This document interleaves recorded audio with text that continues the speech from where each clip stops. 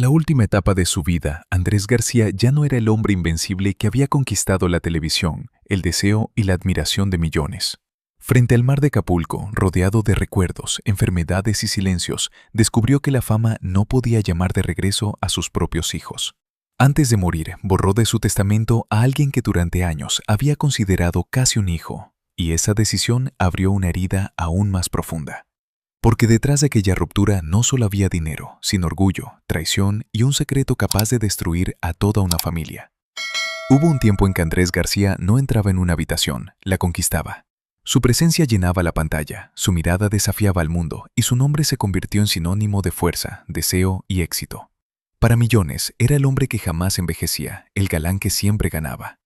La televisión le dio fama, dinero y admiración sin límites. Cada aparición alimentaba una leyenda, y cada aplauso reforzaba una idea peligrosa, que las consecuencias estaban hechas para otros.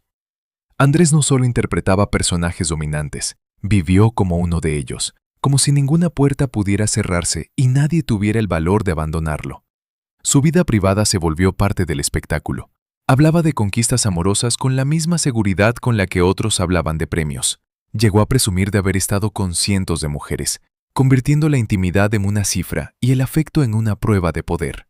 Lo que para algunos parecía virilidad, para otros era la señal de un hombre que necesitaba sentirse deseado para no escuchar sus propios vacíos. Las fiestas se prolongaban hasta el amanecer. El alcohol, los excesos y las compañías cambiaban, pero la sensación de invulnerabilidad permanecía. Andrés parecía convencido de que el cuerpo siempre resistiría, de que la juventud sería eterna y de que quienes lo amaban terminarían perdonándolo todo. Cuando alguien vive rodeado de admiración, puede confundir el aplauso con el cariño, y esa confusión se vuelve cruel. Detrás de las cámaras, la historia era distinta. El hombre admirado por multitudes no siempre sabía permanecer cuando la vida exigía paciencia o responsabilidad. Ser una estrella le permitía convertir cada conflicto en una batalla que debía ganar. Pero en una familia, ganar una discusión puede significar perder a una persona. Sus hijos crecieron bajo el peso de un apellido enorme. Para el público, eran los descendientes de una leyenda. Dentro de casa, podían ser niños esperando una llamada, una visita o una palabra de aprobación.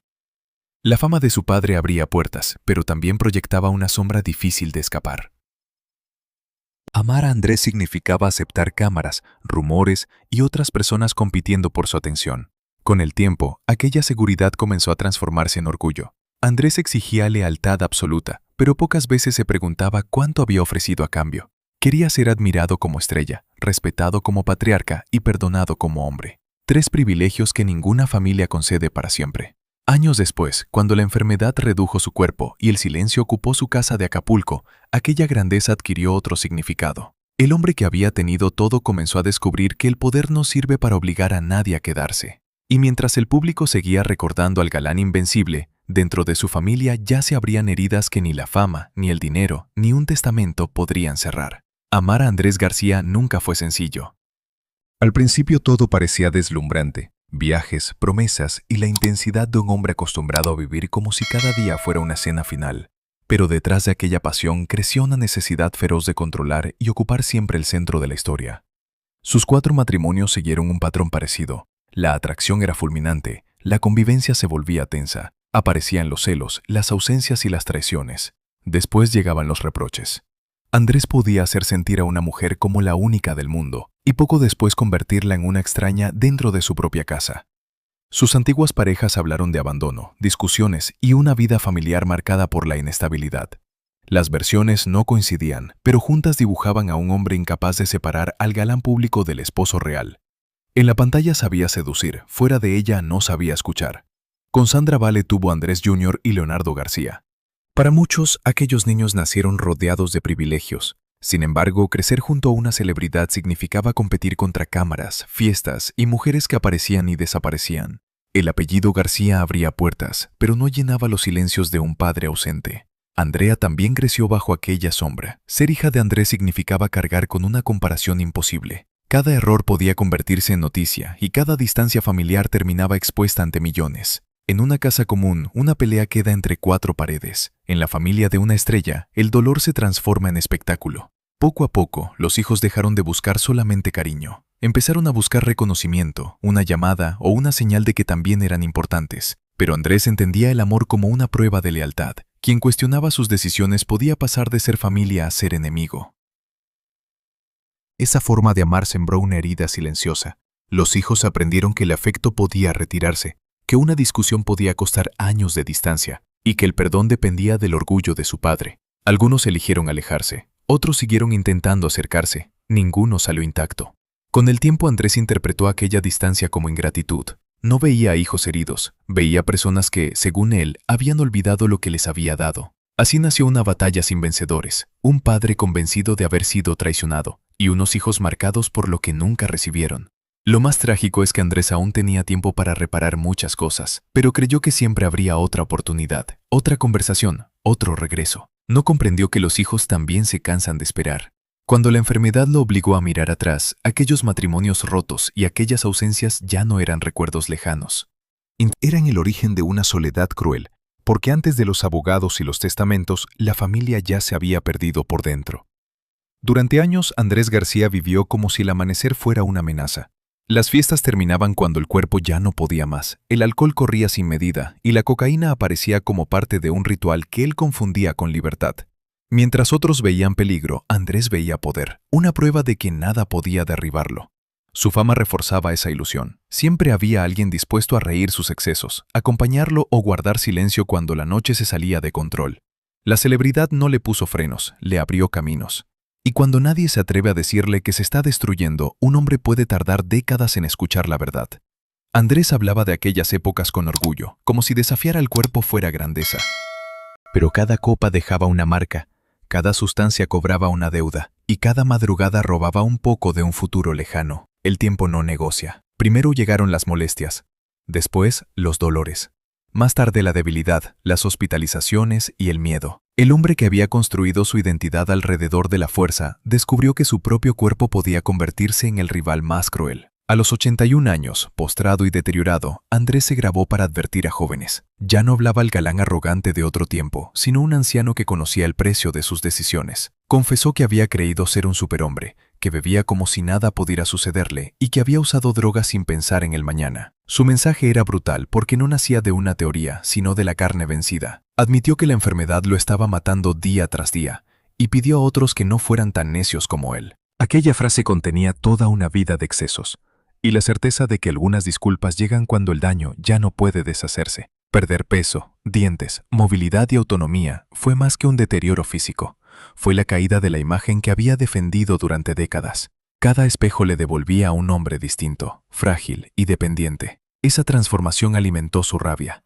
Al no poder dominar su cuerpo, intentó dominar las palabras y decisiones de quienes lo rodeaban. Cada ausencia parecía una traición, cada desacuerdo una ofensa imperdonable.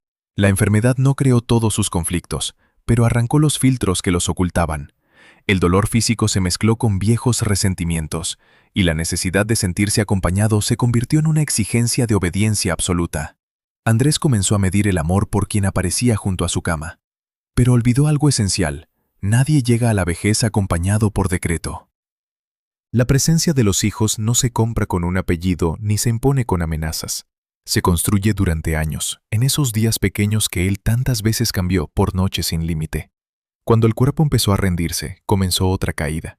Su casa frente al mar dejaría de ser un refugio y se convertiría en la prisión donde descubriría quién estaba dispuesto a quedarse. La casa de Acapulco había sido durante años el símbolo de Andrés García. Frente al mar, rodeada de lujo y recuerdos de fiestas interminables, parecía la recompensa de una vida conquistada con fama. Pero cuando su cuerpo dejó de obedecerle, aquel paraíso comenzó a cerrarse sobre él como una jaula. Las lesiones en la columna habían marcado su destino mucho antes del final. Andrés pasó por cirugías complejas, soportó implantes, dolores y una movilidad cada vez más limitada. El hombre que antes caminaba con la seguridad de quien dominaba cualquier escenario, terminó dependiendo de una silla de ruedas y de otras personas para realizar tareas sencillas. Cada cambio de clima podía despertar nuevos dolores. Las caídas, las fracturas y el desgaste de los años convertían las mañanas en una prueba de resistencia. Para alguien que había construido su identidad sobre la fuerza física, pedir ayuda era casi una humillación. No solo le dolían los huesos, le dolía verse reducido ante quienes alguna vez lo creyeron invencible. A esa batalla se sumaron enfermedades aún más graves. Había enfrentado un cáncer de próstata y logró sobrevivir, pero después aparecieron complicaciones en la sangre que, según los reportes sobre su salud, exigieron hospitalizaciones y transfusiones. Más tarde, la cirrosis con ascitis hizo que su cuerpo se hinchara, perdiera energía y se debilitara hasta extremos alarmantes. El deterioro no ocurrió en silencio. Andrés comenzó a agravarse, a hablar desde la cama, a lanzar reproches y advertencias. Sus palabras eran cada vez más duras, como si gritar pudiera devolverle el control que la enfermedad le había quitado. A veces parecía pedir ayuda, en otras ocasiones parecía expulsar de su vida a cualquiera que no aceptara sus condiciones. Mientras tanto, la mansión seguía allí, hermosa ante el océano, pero la belleza del lugar hacía más visible la soledad. Había habitaciones, jardines, objetos valiosos y una vista privilegiada. Sin embargo, nada podía reemplazar una conversación sincera ni obligar a un hijo herido a regresar. Andrés empezó a medir el afecto de una manera peligrosa. Quien llegaba hasta su cama era leal, quien se mantenía lejos era ingrato. La enfermedad convirtió cada visita en una prueba y cada ausencia en una condena. El problema era que detrás de aquellas ausencias existían décadas de heridas que él rara vez aceptaba reconocer. Fue entonces cuando una figura ajena a su sangre comenzó a ocupar un lugar inesperado. Un hombre que conocía su carácter, entendía sus negocios y sabía moverse entre cámaras, abogados y propiedades. Andrés encontró en él la cercanía que ya no sentía con sus propios hijos. En aquella casa frente al mar, donde la familia parecía desvanecerse, Roberto Palazuelos dejó de ser solamente un amigo. Se convirtió en confidente, aliado y posible heredero, sin saber que una sola frase transformaría aquella lealtad en una guerra sin regreso. Roberto Palazuelos ocupó un lugar que ninguno de los hijos de Andrés García parecía conservar. No era sangre de su sangre, pero entraba en su casa, conocía sus asuntos y hablaba con él de propiedades y decisiones sobre el destino familiar. Andrés lo veía como algo más que un amigo. Lo consideraba un hijo elegido, alguien que aparecía cuando la enfermedad lo hacía sentir abandonado.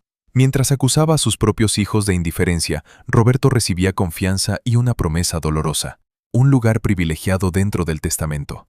Aquella elección enviaba un mensaje a Andrés Jr., Leonardo y Andrea. El apellido no garantizaba nada, el afecto podía retirarse y otro hombre podía ocupar el lugar perdido. Pero toda relación construida sobre orgullo tiene un punto débil. El de ellos apareció cuando Roberto habló del patrimonio de Andrés.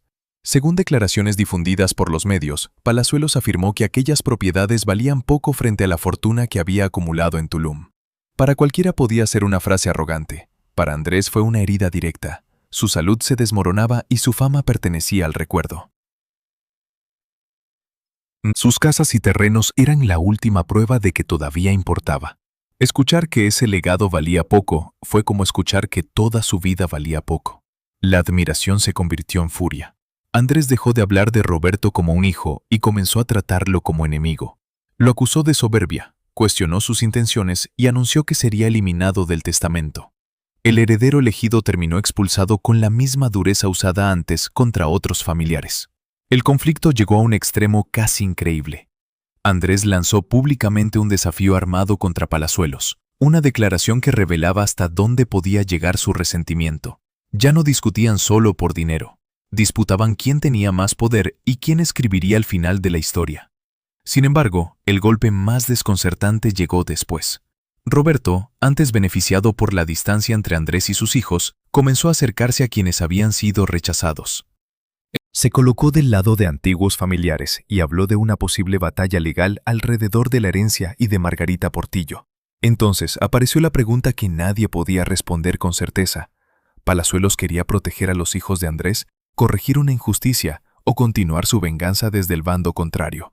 Roberto no había creado todas las heridas, pero conocía cada una. Había visto cómo Andrés premiaba la obediencia y castigaba la distancia.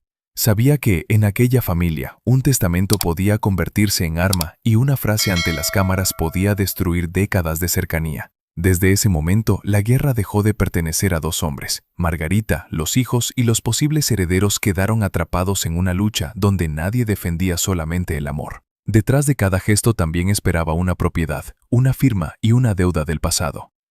Después de romper con Roberto Palazuelos, Andrés García creyó que aún podía controlar la historia desde su habitación, pero la guerra ya había escapado de sus manos. Lo que comenzó como una disputa entre dos hombres orgullosos se transformó en una batalla familiar y legal, con Margarita Portillo en el centro de todas las miradas. Para Andrés, Margarita era la mujer que permanecía junto a él cuando el cuerpo se rendía y las visitas eran escasas. Ella conocía sus cuidados, sus medicamentos. Desde esa perspectiva, parecía lógico que recibiera su confianza y una parte importante de su patrimonio. Pero para los hijos, las antiguas parejas y quienes habían quedado fuera de la casa de Acapulco, aquella cercanía despertaba sospechas. Algunos se preguntaban cuánto control tenía Margarita sobre las visitas y las decisiones de Andrés. Otros temían que el aislamiento del actor permitiera que una sola persona dominara el acceso a su voluntad.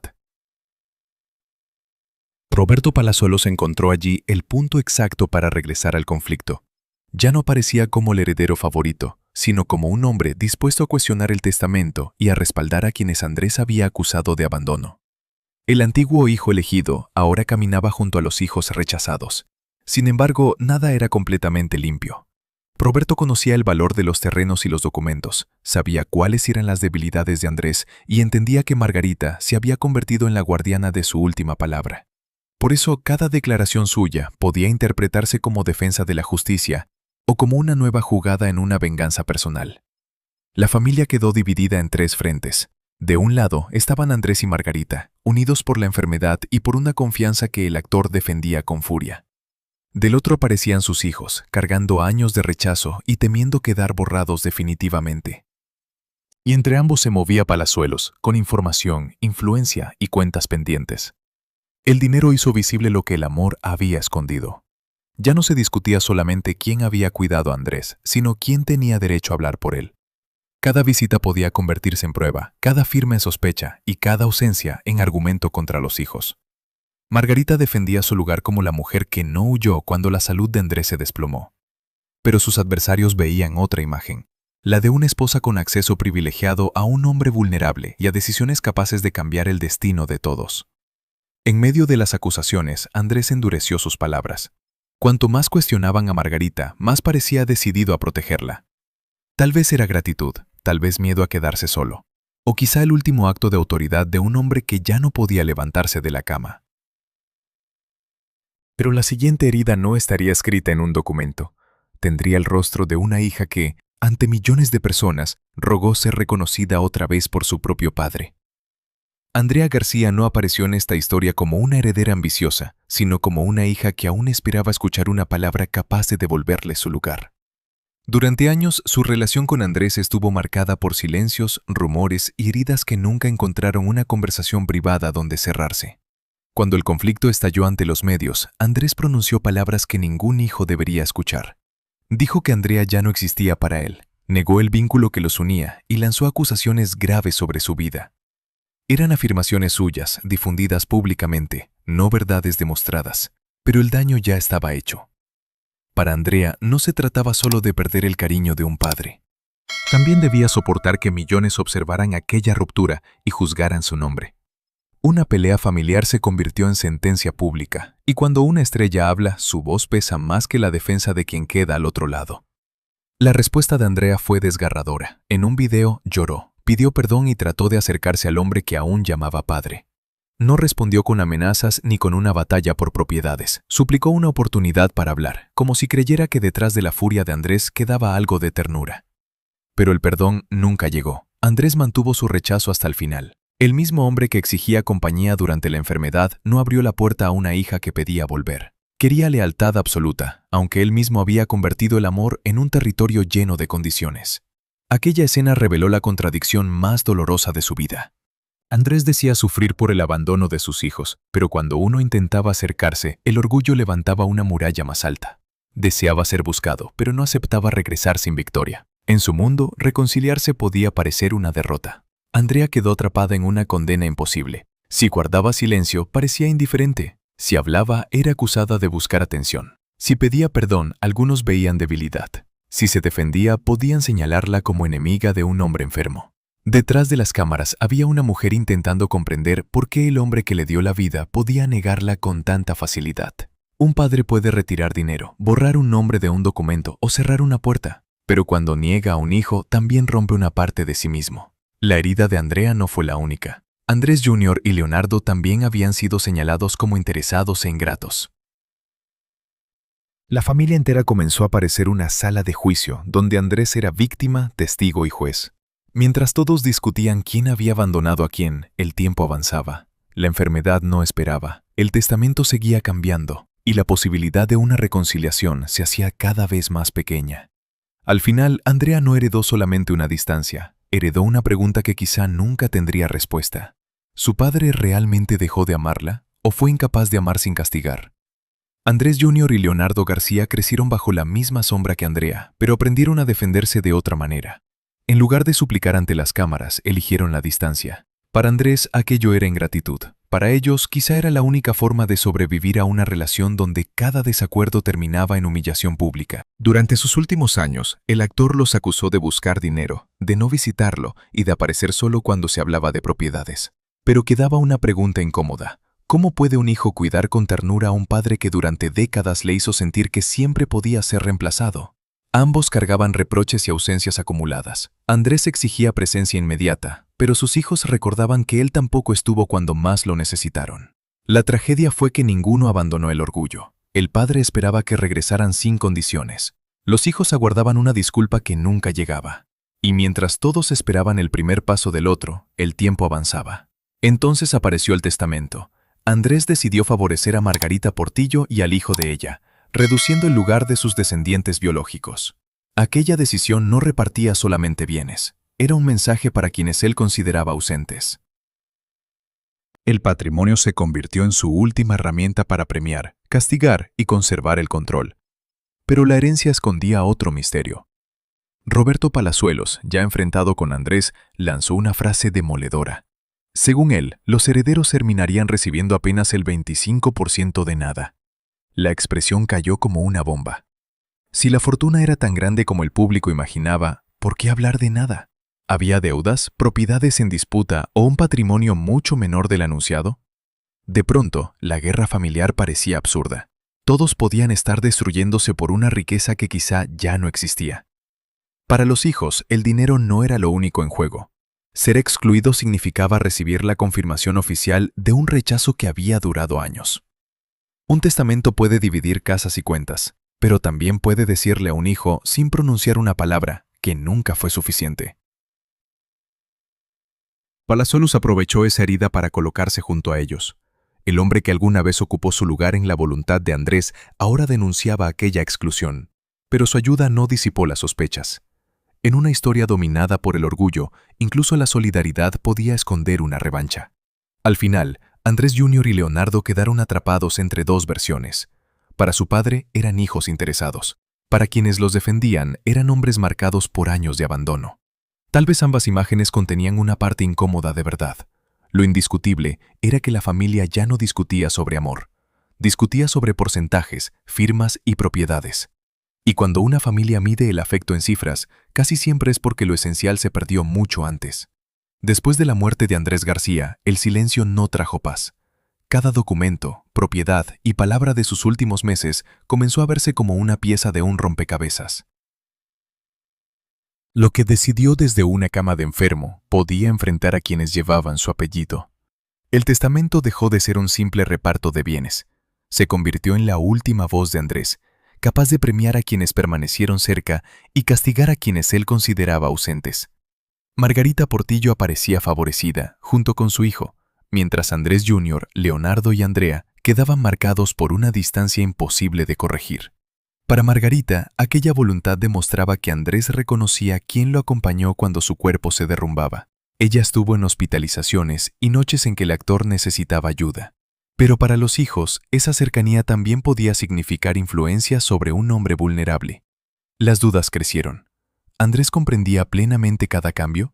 ¿Decidió con libertad o el miedo a quedarse solo pesó sobre su voluntad?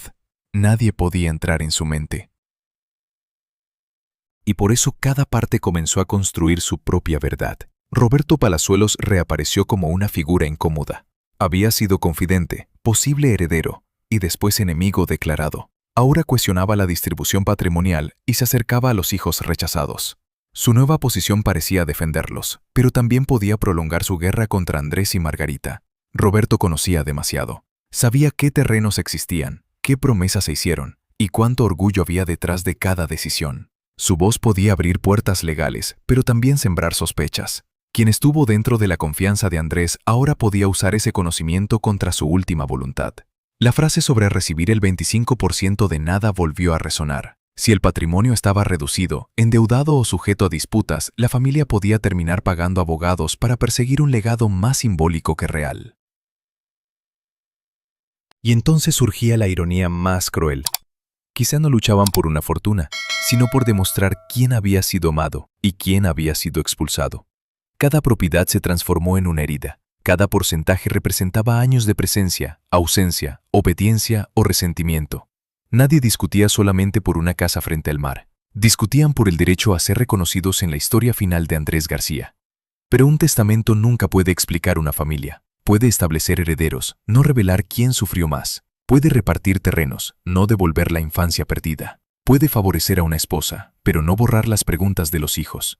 Así, la última firma de Andrés no cerró nada. Dejó una puerta abierta a abogados, acusaciones y versiones enfrentadas. Y mientras todos buscaban una parte del patrimonio, se acercaba una verdad imposible de impugnar. El hombre que quiso controlar el final no estaría presente para defenderlo. En los últimos días de Andrés García, el mar de Acapulco brillaba detrás de las ventanas. Afuera, el paisaje conservaba la belleza de siempre. Dentro, el hombre que había simbolizado deseo, fuerza y exceso, luchaba por respirar y soportar un cuerpo que ya no respondía a sus órdenes. La cirrosis con ascitis avanzaba, la debilidad era extrema, y cada jornada parecía arrancarle parte de la dignidad que tanto había defendido. Andrés, acostumbrado a dominar cada habitación, dependía ahora de cuidados ajenos. Para alguien que se creyó eterno, aquella dependencia era una derrota cruel.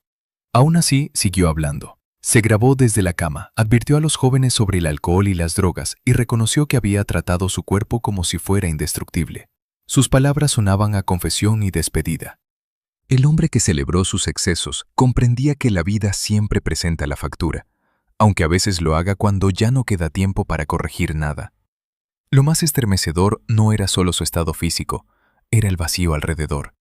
Según la historia expuesta ante el público, ninguno de sus hijos biológicos estaba junto a él en el instante final. Pero aquella ausencia no puede entenderse como una simple falta de amor. Era el resultado de años de abandono, acusaciones, silencios y puertas cerradas desde ambos lados. Roberto Palazuelos tampoco fue el origen absoluto de la tragedia. Su presencia reveló algo que ya existía. Fue amigo, hijo elegido, posible heredero y después enemigo. Su ruptura con Andrés encendió la guerra, pero las heridas familiares habían comenzado mucho antes de que una frase hiriera el orgullo del actor. Margarita Portillo quedó como la mujer que estuvo cerca durante la enfermedad, pero también como el centro de sospechas. Los hijos fueron señalados como ingratos, aunque cargaban décadas de dolor. Palazuelos apareció como defensor de ellos, aunque sus intenciones siguieron siendo cuestionadas. Todos tenían razones para hablar, y todos guardaban una deuda. Andrés quiso decidir quién merecía amor a través de un testamento. Quiso convertir la presencia en premio y la distancia en castigo. Pero el afecto no obedece a una firma. Una propiedad puede cambiar de dueño, una cuenta puede dividirse. Lo que no puede repartirse es una infancia perdida. Cuando murió en 2023, no desapareció solamente una estrella. Se cerró la vida de un hombre que conquistó pantallas, mujeres y fortunas, pero nunca logró conquistar la paz dentro de su familia. Su mayor fracaso no fue enfermar ni perder la movilidad. Fue llegar al final rodeado de bienes, pero separado de quienes llevaban su sangre.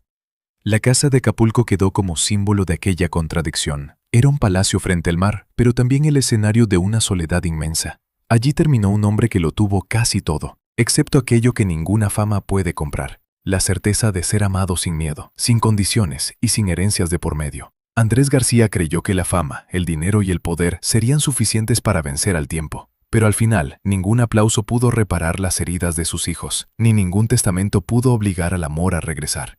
Roberto Palazuelos fue la chispa que hizo estallar el conflicto, no la raíz del desastre. Porque la verdadera tragedia comenzó mucho antes, cuando el orgullo sustituyó al perdón. Andrés dejó propiedades, recuerdos y una leyenda. Pero también una familia rota, condenada a preguntarse por qué nunca supieron volver a encontrarse.